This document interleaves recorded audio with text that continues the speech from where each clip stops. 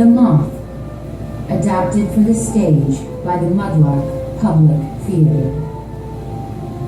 Not so very long ago, way down in the South Louisiana swampland, there lived a lovely young girl called Marguerite.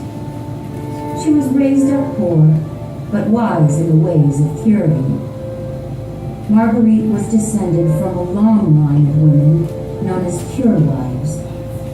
These women performed simple spells for love and luck, and could make medicine to break a fever or to ease a baby's arrival. Like many a young beauty on the coast, Marguerite became the child bride of a traveling man. It was a swift affair, and scarcely before the music of the wedding feast had faded, Marguerite was swollen with child. Her traveling husband left her with a few trinkets and headed back out on the river, never to return. When the baby came, Marguerite named her Sybil, so that the child might be clever and full of wisdom.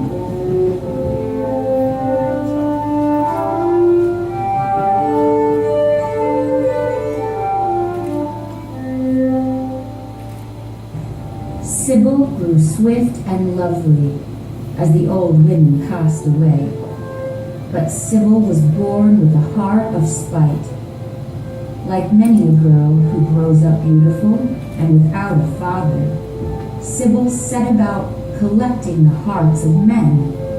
She employed all the mild love charms she learned from watching her mother, but it wasn't long before Sybil turned to darker magic to serve her vanity and craving for power. One day Marguerite was cleaning young Sybil's room when she discovered a black book hidden under the bed. The book stank of sulfur, and the pages were stained in a rusty red, as though they had been inscribed in blood. What's this? Scrape the skin from the back of a hairless animal. Stand in a circle and turn yourself against the movements of the clock while speaking the words. Oh, abomination! Sybil, child, what are you up to? Marguerite tried to set the little black book to burn. She held it over the bedside candles, but it would not catch. What unholy thing are you that won't answer to fire? Just then, young Sybil came stumbling through the door. Mom, please help me. Child, you're white as death. Where have you been? And what have you been up to? This book is pure wickedness. I have told you not to fuss with my things. That book is mine. It was hard earned. But I'm hurt now, Mom, and I need you. Then Sybil fell to the floor, and Marguerite saw a knife protruding from her back. Oh, child, what did you do? And who did this to you? It was Annie Rose Guidry. She thinks I went and bewitched her husband. Maybe I wished him a little bit. But he's no concern of mine. Can I help it that every man who sees me wants to pledge his soul? I was naturally born entrancing. Now, please, Mom, help me to my bed. Marguerite eased her child into bed and ever so gently drew out the knife. This cut is grave, Sybil, and I fear I cannot heal you. I'll send the pages boy for the doctor. I don't need the doctor, Ma. I will surely be dead by midnight. But our trials won't end there. I'm getting the doctor. But where is that wretched book? I left it sitting right here by bedside candles. Sybil only laughed. Wicked child. Marguerite set out to send for a doctor, and Sybil, weakening as she was, set to work. Her black book had made its way under her pillow, for a true witch can never be separated from their magic. She took 2 colored tapers from the bedside table and whittled them down in a twinkling. She carved the figures of a man and of a woman. She chanted over them and pressed some special items into their bases. She lit them afire. It was just then her mother returned. What are you at now? Here's Jean Gidry, and here's dear Annie Rose. I saved her seed when we last lay together, and I managed to snatch some of her hair when she took me down. I will not have you bring them to further harm. But, try as she might, Marguerite could not blow out the flames. You're about to die, girl. Leave off the curses. Make your peace with this world and the next before you're called to leave. I said I was dying, Mom. I never said anything about leaving. Speak, boy. Where's the doctor? Jean Gidry done cut up Annie Rose. The doctor's hands are all red with her blood. Jean was a ranting and raving. He kept screaming out, "Sybil, Sybil!" I reckon he's being packed off to the madhouse. Ain't no doctor gonna come help your girl. They say she's a wrong, a witch child. I have to go. My mama don't want me here. And don't come calling no more. Please, ma'am. Sorry for you. The boy spit and crossed himself before leaving the door. Sybil, you have caused nothing but misery since I brought you into this world.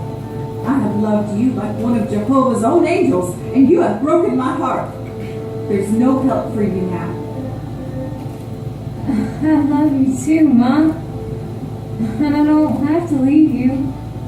If you truly love me, you'll help me. When I die at midnight, which I surely will, put a cloth over my mouth and catch what comes out. For that is my soul. Then you bottle it in a jar, for it belongs to me. Before daybreak, I'll swallow back my soul. And then I can stay home.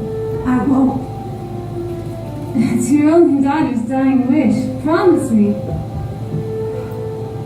I promise.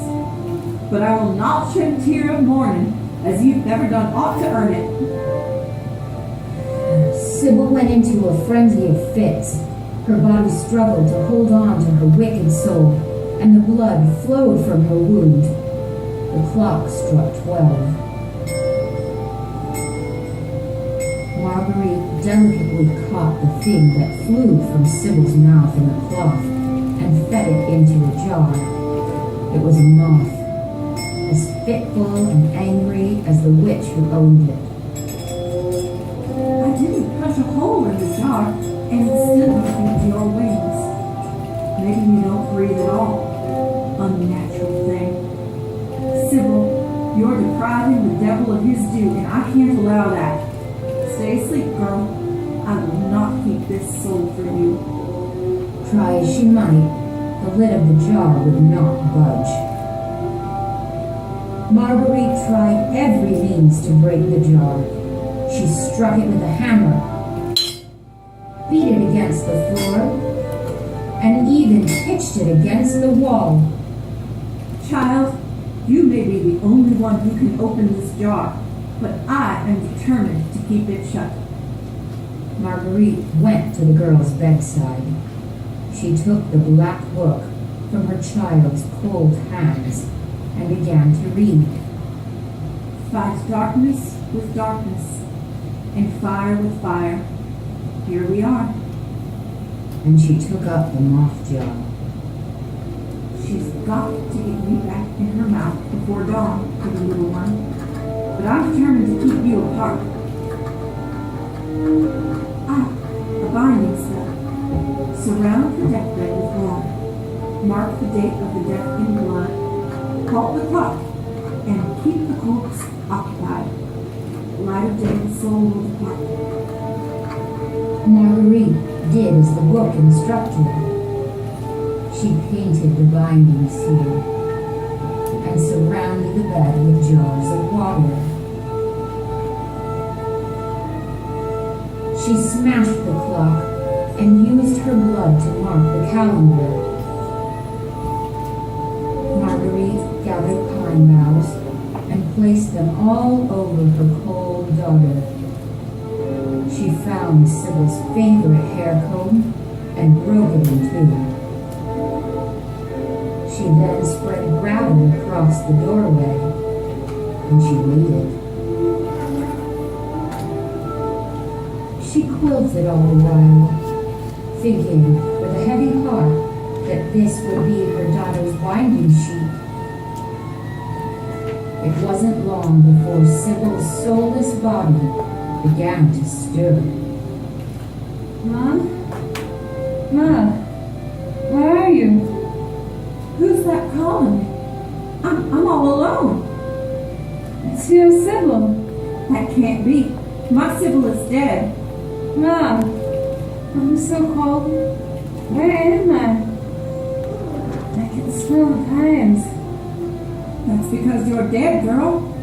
You're feeling your own cold flesh and smelling the pine box we buried you in.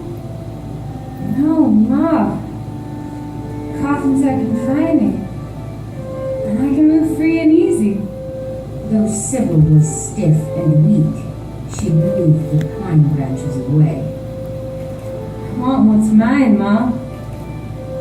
But I can hardly see. Help your daughter.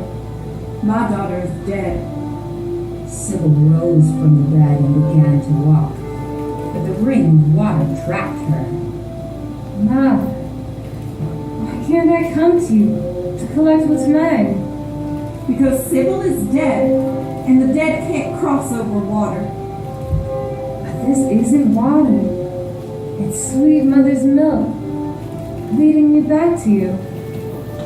And, with a wave of her little hand, Sybil, who was a true witch, turned that water into pure white milk.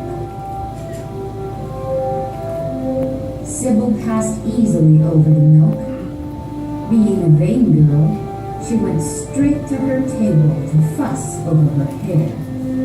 What is this broken comb? That belonged to my Sybil. It was her favorite ornament, and I broke it for grief when she died. How sad. Sybil drifted to the clock. What time is it? The clock won't tick. I broke the clock when my Sybil died and marked the calendar with my own blood. Sybil sniffed at the blood on the calendar like a dog. She considered its scent, then tried to leave the door. I can almost reach you, Mom. But what is this dirt? That's the gravel above your head, girl. Count the pebbles and observe how deeply you are buried. And so the dead girl, who was not yet truly dead, sat down and began to count the pebbles. Her mother went on stitching, while Sybil's cold hands moved carefully over the earth that barred the door. Many hours passed. Then came the first cock's crow. What have you done to your only child? Sybil raced to finish her count. 1,111 stones. Now give me what's mine. You won't have it. Sybil leapt through the door and took hold of the jar. The moth burst free and danced about the room. The cock crowed for a second time. Both women struggled to grasp the moth in its flight. But in the end, just as the cock crowed for a third time, it was Marguerite who caught the small creature. There was a flash of light, and both women collapsed. It was Marguerite who finally stirred, but she had a decidedly different way about her. Well, Ma, Thanks for this body, used as it is. I'm surely grateful you had me early in life. This figure's fit enough, and won't lose its gloom for some time yet. You've helped me in the best way a mother can. You've given me new life. Sybil kissed her former body and carried it easily to bed with all the strength of her mother's arms. She took up the quilt and covered the corpse of her former self. It's a lovely winding sheet, Ma. See where all your hard work has got you? Sybil walked to the looking glass to admire Marguerite's figure. She would have to do something about the arrangement of her hair, but overall, she was pleased. She felt refreshed and lighter than air. Her only complaint was a faint tickling, the delicate beating of a moth's wings in her throat.